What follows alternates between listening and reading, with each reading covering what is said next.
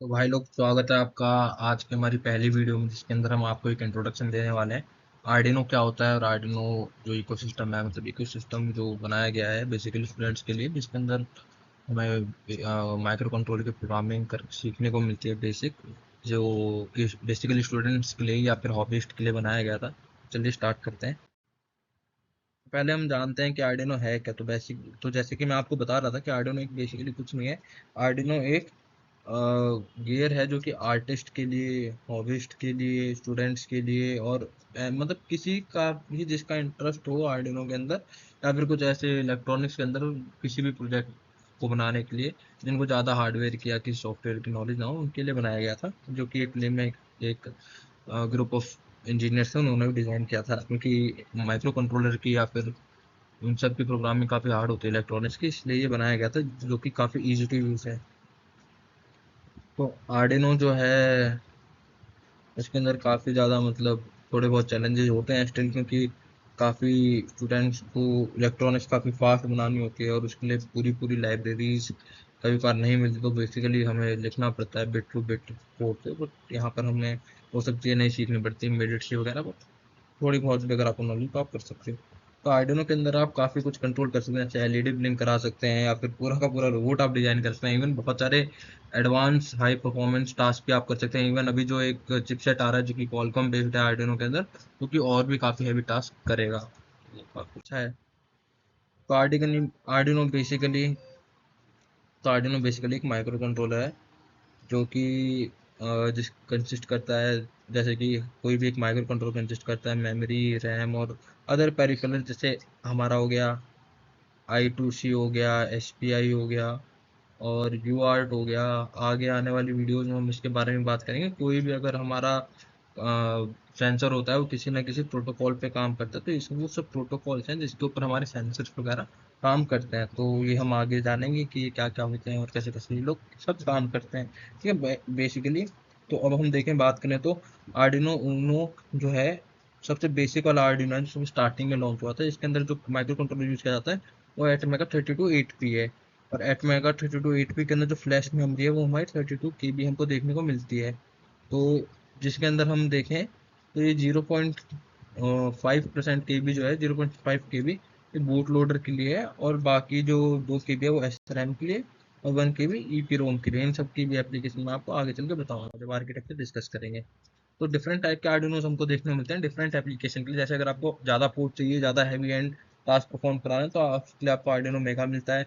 Usually task के लिए मतलब यूज टू के लिए आपको आर्डिनो ऊनो मिलता है। और भी हमको काफ़ी मतलब देखने को मिलते हैं, जैसे आर्डिनो नैनो भी हमको देखने को मिलता है, जो कि काफ़ी छोटा होता है साइज में। और ये बूट लोडर किट है। बूट लोडर बेसिकली एक माइक्रो कंट्रोलर होता है जो कि हमारे मेन कंट्रोलर में कोड को डालता है, क्योंकि माइक्रो कंट्रोलर डायरेक्टली कोड को इसके अंदर नहीं डालता। इसके अंदर भी हमको ये जो चिपसेट देखने को मिल रहा है, ये बूट लोडर ही है, जो कि इन्होंने ऑन बोर्ड लगा के ही दिया है पहले, ताकि ये जो है इजी टू यूज हो जाए। ठीक है, चलो ये तो अलग किट है खैर आर्डिनो की। चलिए बाकी इसको हम बाद में डिस्कस करेंगे। बाकी ये लिली पैड है हमारा, जो कि लिली पैड वो एक कंट्रोलर है जिसको हम अपने क्लोथ पे भी माउंट कर सकते हैं, क्लोथ पे भी लगा सकते हैं।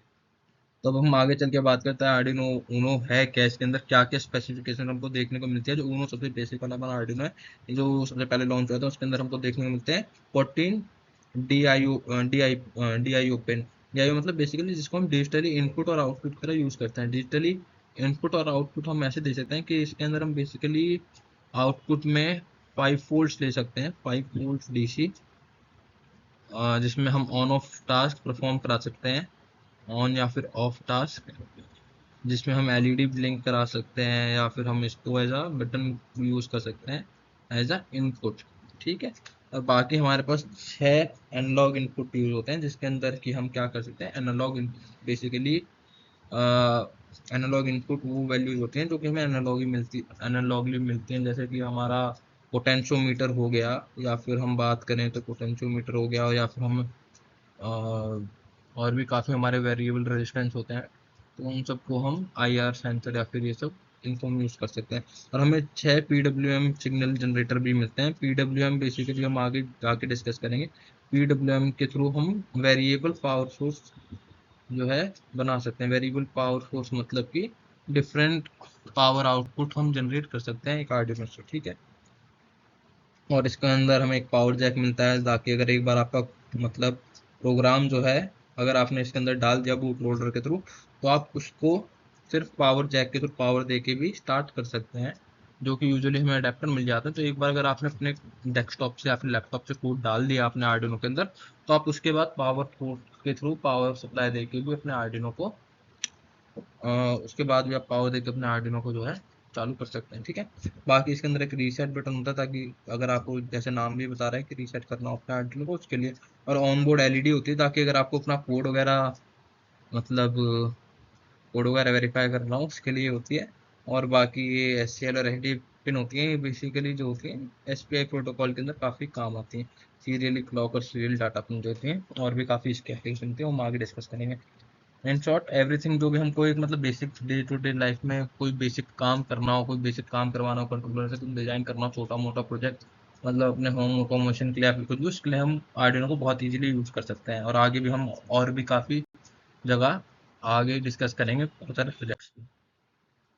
तो बेसिकली आर्डिनो उनो हमको ऐसा दिखता है। इसके अंदर जैसे मैंने बात करी, ये पावर के जो पिन्स हैं वो यहाँ पर है। एनालॉग जो हम 6 पिन यूज, वो जो हम बात कर रहे थे 6 पिन, वो यहाँ पर है। और जो हमारी I2C के लिए जो मैंने बताया था आपको, वो यहाँ पर है। जो I2C के लिए सीरियल डाटा सीरियल क्लॉक जो पिन थे वो यहाँ पर है। और डिजिटल इनपुट और PWM सिग्नल के लिए ये 14 जो पिन है वो हमारी यहाँ पर है। बट आप नोटिस कर रहे हो कि जो नंबर है वो 13 है। तो इसके अंदर हम होल नंबर यूज करते हैं कभी भी, अगर हम किसी भी कंट्रोल की बात करें तो जो नंबर है वो 0 से स्टार्ट होते हैं, 1 से नहीं होते हैं, 0 से होते हैं। तो ये चीज़ अपने दिमाग में रखिए। ये एक USB है जो हमें के एक जिसको हमें कनेक्ट करना होता है अपने PC से, या फिर लैपटॉप या फिर डेस्कटॉप जो भी आप यूज़ कर रहे हैं, ठीक है। और ये जो मैं आपको बता रहा था, ये पावर प्लग है, जिसके अंदर आप डायरेक्ट पावर दे सकते हैं, पावर सप्लाई दे सकते हैं गार्डन को। और ये हमारा बूट लोडर हो गया। वैसे ये कोई ज़्यादा डिस्कस करता नहीं है बूट लोडर के बारे में, बट ये मैंने आपको बता दिया। बाकी अब मैंने आपको अगर बता दिया कि आर्डिनो क्या है, इससे क्या क्या कर सकते हैं और क्या क्या बना सकते हैं, तो अब हम ये डिस्कस करते हैं कि आर्डिनो को प्रोग्राम करना कैसे है। बेसिकली तो आर्डिनो को प्रोग्राम करने के लिए वो अपना ओपन सोर्स एक सॉफ्टवेयर हमको देखते हैं, जिसको आप कहीं पे भी रन कर सकते हैं। ये फ्री टू यूज है, मैकबुक के अंदर भी, विंडो के अंदर भी, लाइनक्स के अंदर भी। आप इसको डायरेक्ट उनकी वेबसाइट से जाके डाउनलोड कर सकते हैं। और इसके लिए मैं एक वीडियो भी बना दूंगा, जिसके अंदर मैं आपको समझा दूंगा कि कैसे आपको ये डाउनलोड करना है और कैसे इंस्टॉल भी करना है।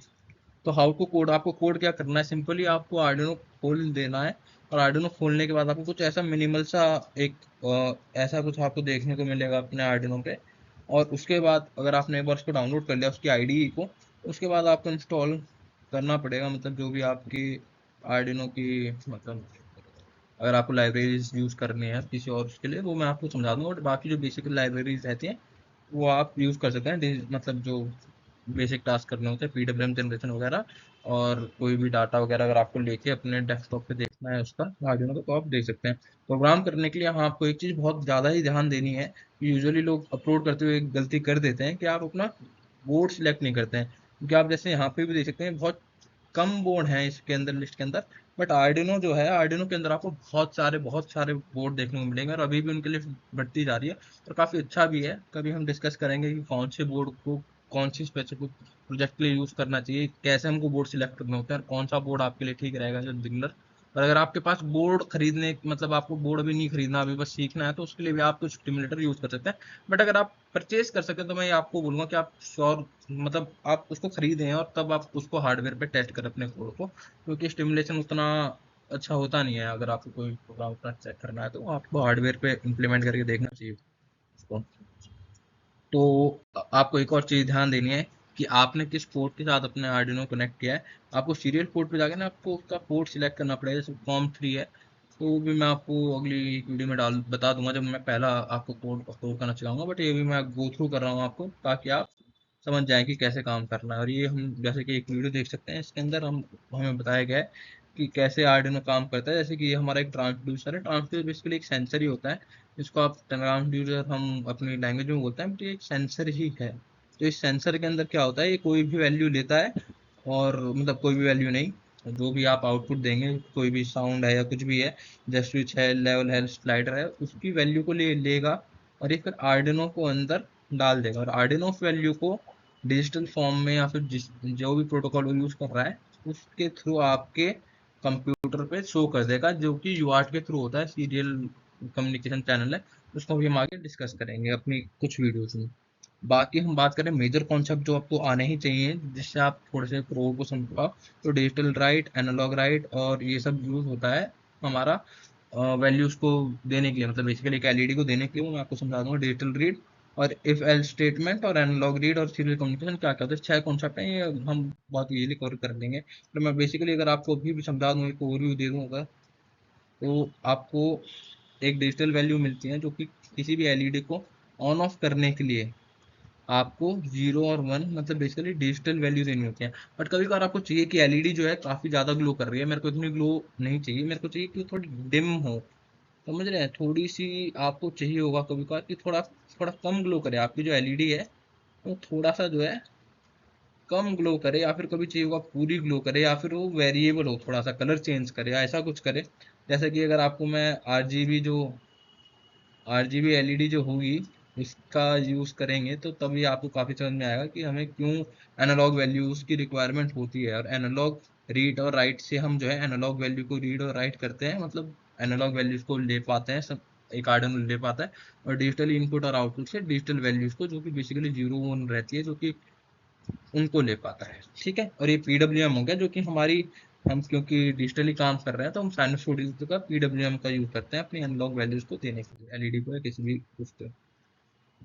तो जैसे कि मैं आपको बता सकता हूँ कि एनालॉग सेंसर या एनालॉग वैल्यूज कहाँ कहाँ यूज होती है। जैसे आपके माइक में यूज हो गई, फोटो रजिस्टर में यूज हो गई, आपके पोटेंशियोमीटर में यूज हो गई, आपके टेम्परेचर सेंसर में यूज हो गई, जिसका आने वाले कुछ प्रोजेक्ट्स में हम काफ़ी यूज भी करेंगे। फ्लैक्स सेंसर हो गया, मतलब जो बैंडिंग वगैरह को देखता है, और एक्सेलेरोमीटर हो गया।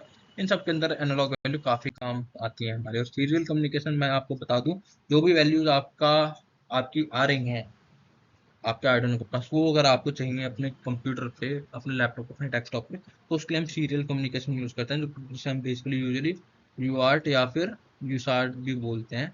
तो इनका भी डिफरेंस मैं आपको बता दूंगा अपनी स्पेसिफिक आने वाली वीडियो में। अगर मैं सब अभी डिस्कस कर लूँगा तो फिर ये बहुत लेंदी हो जाएगी वीडियो, इसलिए मैं अभी आपको सिर्फ ओवरव्यू दे रहा हूँ। इसको गो थ्रू करेंगे तो आपको समझ में आ जाएगा कि कैसे कैसे क्या क्या होना है। तो बेसिकली अभी मैं आपको एक बेसिकली पूरा ओवरव्यू देते हुए ये बताता हूँ कि एक एलईडी ब्लिंक करने का कोड कैसे लिखते हैं या फिर कैसे लिखना है आपको। ये बेसिकली आपको एग्जांपल में भी मिल जाएगा, सेम कुछ एज इट इज जब आप जाएंगे अपने आर्डिनो आईडी में। बट अभी मैं आपको फोर मतलब स्पेसिफिकली बता देता हूँ कि कैसे कैसे मतलब क्या क्या होता है इसके अंदर। तो इसको हम बेसिकली सुपर लूप बोलते हैं, जो लूप है मैं आपको समझा दूँ, इसको हम सुपर लूप बोलते हैं। तो इसके अंदर जो आप कोड लिखेंगे वो रिपीटेडली चलता रहेगा, और इसके अंदर हमें इनिशियलाइज कराना होता है, मतलब जो जो पिन हमको यूज करनी है ना, जिस जिस पिन को यूज करना है उसको हमको मतलब इनिशियलाइज कराना पड़ता है। जैसे कि ये बाय डिफॉल्ट ये इनबिल्ट है हमारे उसके अंदर कोड के अंदर। तो अभी मैं आपको बस एक बेसिक बता रहा हूँ, बट इसको मैं आगे अपनी एक नेक्स्ट वीडियो में ही एलईडी ब्लिंकिंग और एलईडी को ढंग से एक्सप्लेन करूंगा कि कभी भी आपको पिन मोड के थ्रू किसी भी पिन को आउटपुट या इनपुट, मतलब आप उसको एज आउटपुट देखेंगे। आउटपुट मतलब आप उसको एज एलईडी देख रहे हैं, मतलब आपको उससे आउटपुट चाहिए। और इनपुट का मतलब हो गया कि आप उस पे स्विच अगर लगा रहे हैं तो आपको स्विच के लिए उसको एज इनपुट डिक्लेयर करना होगा। और एलईडी पिन जो है बिल्ट इन फंक्शन है, जो मैंने आपको बताया था ऑन बोर्ड, जो पिन नंबर 13 है ना, आर्डिनो की पिन नंबर 13 जो बोर्ड पे ही एक एलईडी माउंटेड है, जो टेस्टिंग के लिए आपका आर्डिनो सही प्रोग्राम हुआ है या नहीं हुआ है उसके लिए एक पिन एलईडी दी हुई है ऑन बोर्ड। तो उसके लिए इनबिल्ट है पिन नंबर 13 के लिए। तो जब भी आप ये कोड उसमें डालेंगे तो वो एलईडी जो है ब्लिंक करने लगेगी। और ये जो डिले है ये 1000 मिली सेकेंड का, यानी कि 1 सेकेंड का डिले है। तो इसलिए हमने इसको कर दिया डिजिटली राइट। और हाई और लो में हम इसको स्पेसिफाई करते हैं। जब हमने इसको इनिशियलाइज कर दिया एज अ आउटपुट, हमने एक पिन को आउटपुट डिक्लेयर कर दिया, पहले हमें डिक्लेयर करना पड़ेगा, उसके बाद डिक्लेयर करने के बाद हमको उसको बताना होगा कि अब तुझको इसको ऑन करना है या ऑफ करना है। बेसिकली ऐसा समझो कि आपको एक माइक्रो कंट्रोलर को बताना है कि तुझको भाई देख, तेरे पास 14 पिन है, तेरे को 14 के 14 पिन उससे काम नहीं लेना, तुझको इन इन पिन से ये काम लेना है। समझ रहे हो? मतलब ये मत समझो क्या माइक्रो कंट्रोलर कोई डिवाइस है, ये समझो वो एक इंसान है जिसको आपको बता रहे हो कि भाई तेरे को क्या काम करना है। तो आपको उसको बताना पड़ेगा कि भाई देख, तेरे पास 14 पिन है डिजिटल इनपुट और डिजिटल आउटपुट के लिए, तेरे को इस वाली पिन से अभी के लिए सिर्फ डिजिटल इनपुट आउटपुट है ना, पहले आपने उसको ये बता दिया। फिर आप अब इसके अंदर वॉइड लूप के अंदर बता रहे हो कि भाई तेरे को क्या क्या करना है उससे, मतलब क्या क्या काम करवाना है, कब कब करवाना है, कितने कितने डिले में, वो सब। तो इसके लिए अब आप उसको लूप में बताओगे कि देख ऐसे ऐसे इस सीक्वेंस से ये चीज कब कब क्या क्या होनी है, किसका काम कब होना है। तो अभी आपने उसको पहले बता दिया कि भाई तू पहले एक बार उसको एलईडी को ऑन कर दे। ऑन का मतलब है हाई, लो का मतलब है ऑफ। ये मैं आपको अभी बता रहा हूँ, ये ऑफ और ये ऑन। तो अब जब आपने इसको बोला कि भाई पहले तो उसको ऑन कर दे, तो वो पूछेगा भाई कितनी देर के लिए। अगर आपने टाइम नहीं दिया तो वो उसको ऑन ही रखेगा। और अगर आपने ये डिले नहीं लगाया तो फिर वो ऑन ऑफ इतना फास्ट होगा कि आपको दिखेगा ही नहीं, आपको लगेगा एलईडी ऑन ही है। तो आपको आपने उसको डिले दे दिया भाई कितनी देर के लिए ऑन रखना है, 1 सेकंड के लिए, फिर वो पूछेगा ठीक है, उसके बाद क्या करना है, उसके बाद आपने बोल दिया कि इसको लो कर दो यानी इसको ऑफ कर दो। अब फिर वही सेम चीज आपको उसको बतानी पड़ेगी, क्योंकि माइक्रो कंट्रोलर काफी डम डिवाइस है, कि भाई देख उसको फिर 1 सेकंड के लिए तेरे को ऑफ भी कर देना है। समझ गए? तो ये बेसिकली हमारा एक छोटा सा एलईडी ब्लिंक का हमारा कोड हो गया, जो मैंने आपको आज बता दिया है। और आगे मैं और भी सारे जो कोड्स होंगे वो मैं डिस्कस करूंगा। ठीक है? तो इसके बाद हम चलते हैं कि अपलोड कैसे करना है।